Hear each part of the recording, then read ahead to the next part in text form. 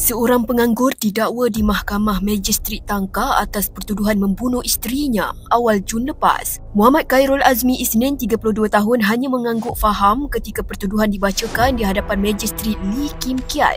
Bagaimanapun, tiada sebarang pengakuan direkodkan daripada tertuduh kerana kes bunuh terletak di bawah bidang kuasa Mahkamah Tinggi. Tertuduh didakwa membunuh Icha Junus, 34 tahun, di sebuah rumah di Taman Cahaya, Bukit Gambir antara pukul 3.30 petang hingga 5.30 petang pada 2 Jun lepas.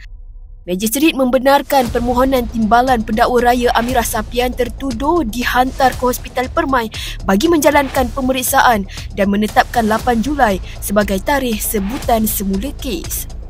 Sementara itu, di Mahkamah Session Muar, lelaki berkenaan turut didakwa dengan 9 pertuduhan membakar 9 buah kenderaan di Kampung Pangkalan Kota Durian Condong dan Kebun Durian Kampung Teratai 2, Sagil Tangkak antara pukul 4.36 pagi hingga 6.46 pagi pada 3 Jun lepas.